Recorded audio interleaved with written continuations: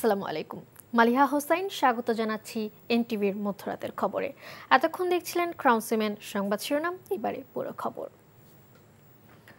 জাতীয় নির্বাচনের সুনির্দিষ্ট রূপরেখা ঘোষণার দাবি জানিয়েছে বিএনপির ভারপ্রাপ্ত চেয়ারম্যান তারেক রহমান। বলেছেন, অন্তর্বর্তী সরকারের প্রতি অনির্দিষ্টকালের সমর্থন অব্যাহত রাখা যৌক্তিক নয়। জনগণকে না জানিয়ে স্পর্শকাতর রাখাইন করিডোর দেওয়ার সিদ্ধান্ত নেওয়া হয়েছে উল্লেখ করে তিনি বলেন, করিডোর দেয়া না দেওয়ার এখতিয়ার কেবলমাত্র নির্বাচিত সংসদের। তারেক রহমান আরও বলেন, বিদেশিদের স্বার্থ নয়, সবার আগে দেশের স্বার্থ দেখতে হবে। নয়াপল্টনে শ্রমিক জনতার সমাবেশে এসব বলেন তিনি। ইমরুল হাসানের রিপোর্ট। বিএনপি নেতাকর্মী আর সমর্থকদের সব স্রোত যেন বৃহস্পতিবার মিলেছিল নয়াপল্টনে। দুপুরের মধ্যেই নয়াপল্টন ছাড়িয়ে জনসমাগম ছড়িয়ে পড়ে আশপাশের সব রাস্তায়। কাকরাইল থেকে আরামবাগ ছিল লোকে লোকারণ্য। লাখো মানুষের সমাবেশে লন্ডন থেকে যুক্ত হয়ে বক্তব্য রাখেন বিএনপির ভারপ্রাপ্ত চেয়ারম্যান। সবাইকে মে দিবসের শুভেচ্ছা জানিয়ে তিনি বলেন, শ্রমজীবী ও মেহনতি মানুষ ভালো থাকলে ভালো থাকবে বাংলাদেশ। ফেসিবাদী আওয়ামী লীগ জনগণকে ক্ষমতাহীন করেছিল উল্লেখ করে তারেক রহমান বলেন, স্বৈরাচারের পতন হলেও মানুষের রাজনৈতিক অধিকার এখনো পুরোপুরি প্রতিষ্ঠিত হয়নি। অন্তর্বর্তীকালীন সরকারের প্রতি অনির্দিষ্টকালের জন্য সমর্থন অব্যাহত রাখা যৌক্তিক নয়। স্বল্প মেয়াদী এবং দীর্ঘমেয়াদী সংস্কার প্রস্তাবনা প্রণয়ন করুন। প্রয়োজনীয় সংস্কার সম্পন্ন করে আইন শৃঙ্খলা বাহিনী, বিচার বিভাগ এবং নির্বাচন কমিশনকে প্রস্তুত করুন। সুনির্দিষ্টভাবে আগামী জাতীয় নির্বাচনের রূপরেখা ঘোষণা করুন। অন্তর্বর্তীকালীন সরকারের কর্মপরিকল্পনার পথনকশা গণতান্ত্রিক জনগণের সামনে সুস্পষ্ট থাকলে জনমনে সন্দেহ সংশয় কেটে যাবে। তারেক রহমান বলেন, অন্তর্বর্তী সরকার অবৈধ না হলেও এ সরকার নির্বাচিত সরকারের বিকল্প হতে পারে না। বলেন, বিনা ভোটে ক্ষমতায় থাকার ইচ্ছা থেকেই জন্ম নেয় ফ্যাসিবাদের।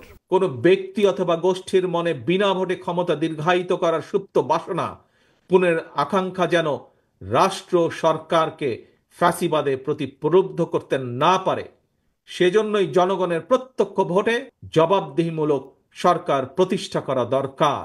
বিএনপি সংস্কার ও নির্বাচন দুটোই চায় উল্লেখ করে তিনি বলেন, সরকারের একটি অংশ এই ইস্যুকে কেন্দ্র করে দলগুলোকে মুখোমুখি করে দিচ্ছে। অন্তর্বর্তীকালীন সরকারের প্রতি আহ্বান, আপনারা একটু সতর্ক থাকবেন।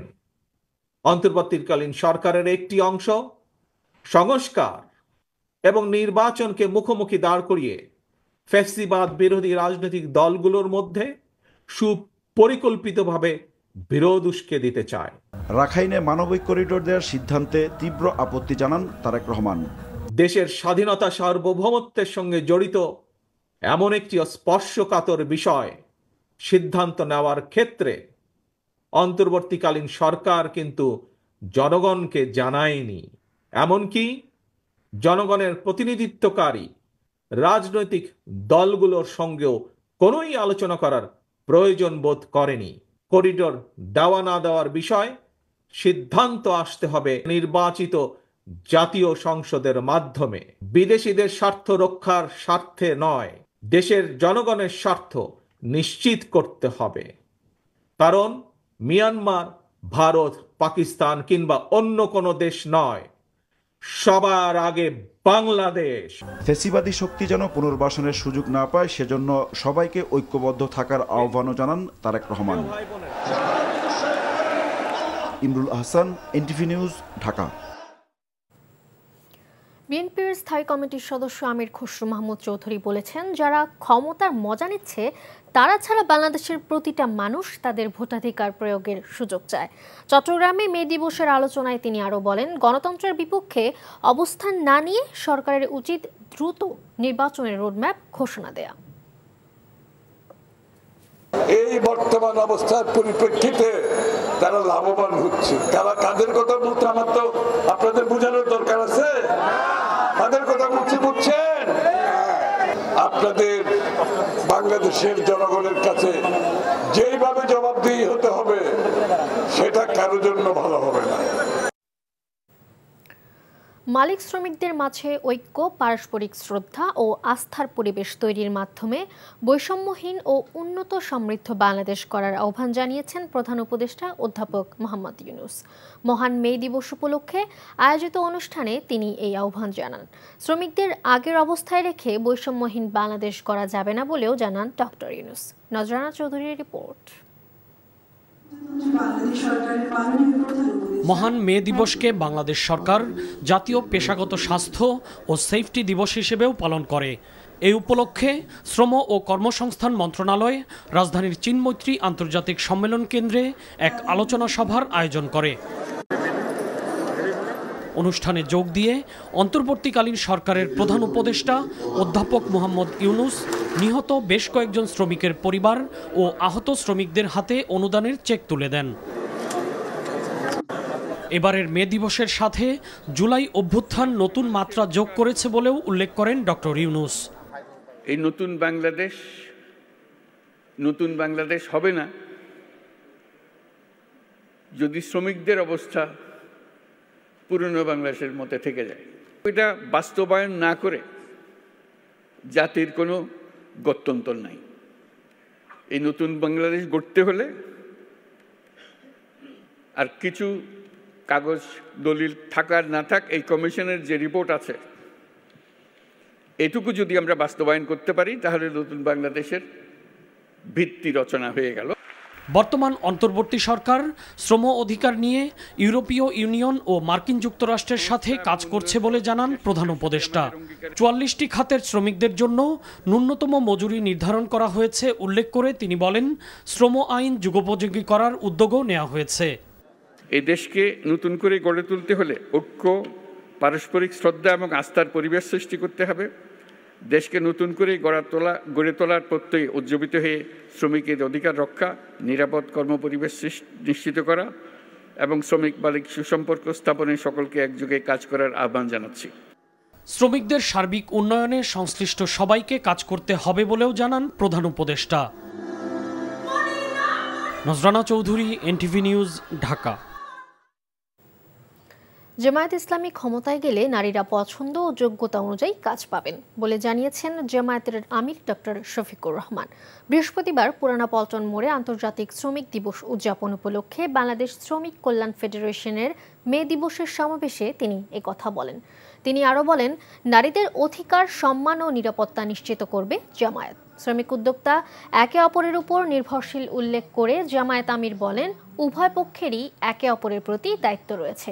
পরস্পরকে ভালোবেসে সম্মানের মাধ্যমেই বৈষম্যহীন সমাজ করার কথাও বলেন তিনি। সমাবেশে দলের সেক্রেটারি জেনারেল মিয়া গোলাম পরোয়ার সহ কেন্দ্রীয় নেতারা বক্তব্য রাখেন।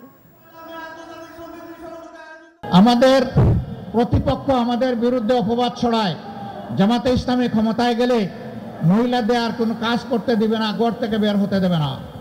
আমরা আমাদের এই বোনদেরকে নিশ্চয়তা দিচ্ছি, তারা তাদের যোগ্যতা এবং পছন্দ অনুযায়ী কর্মক্ষেত্রে কাজ করবেন। এখন তাদের কোনো সম্মান নাই, তাদের কোনো মর্যাদা নাই এবং তাদের কোনো নিরাপত্তা নাই। নির্বাচন কমিশনের উপর আস্থা হারিয়েছে জাতীয় নাগরিক পার্টি এনসিপি। পক্ষপাতিত্বের অভিযোগ এনে নির্বাচন কমিশন পুনর্গঠন করার আহ্বান জানিয়েছেন দলটির নেতারা। আর প্রবাসী শ্রমিকদের অন্তর্ভুক্তি নিশ্চিত করেই আগামী নির্বাচন আয়োজন করার দাবি তাদের। বৃহস্পতিবার রাজধানীর বাংলা মোটরে দলটির কার্যালয়ে এনসিপির শ্রমিক উইংয়ের আলোচনা সভায় উঠে আসে এসব কথা।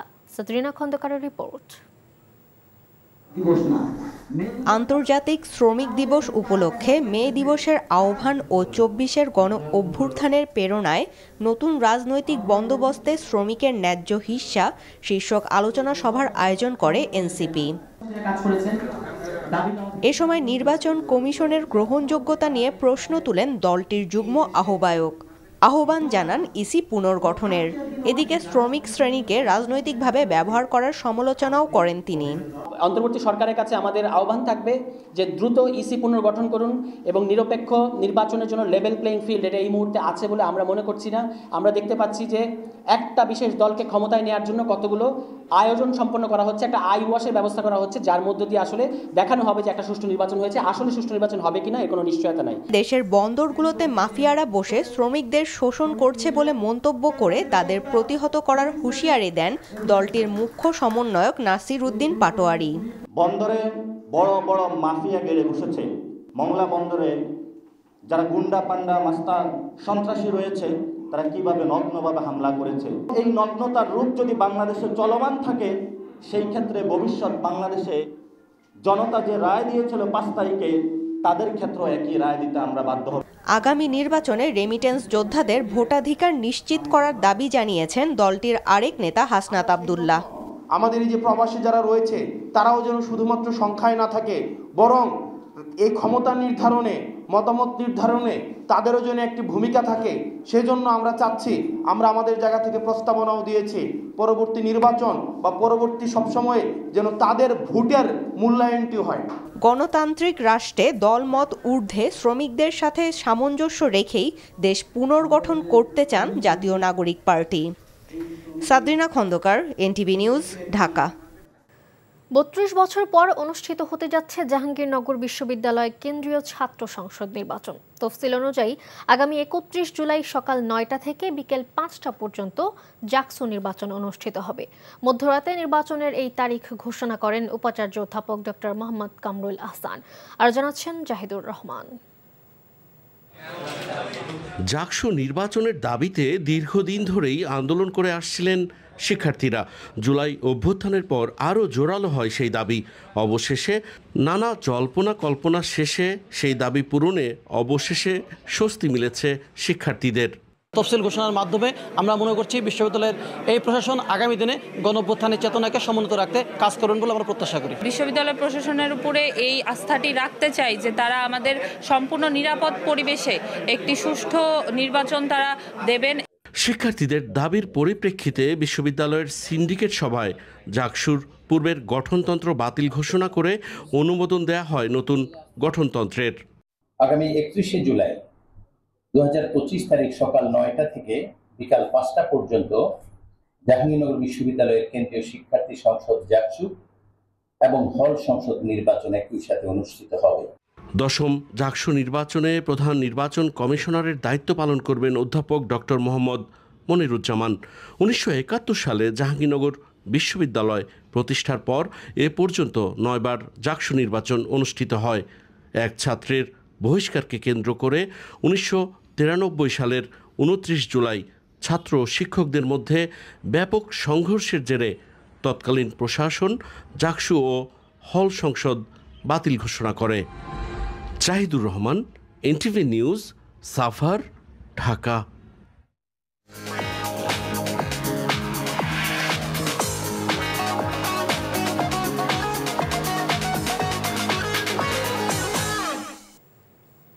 মার্কেন্টাইল ব্যাংক অর্থনীতির খবর।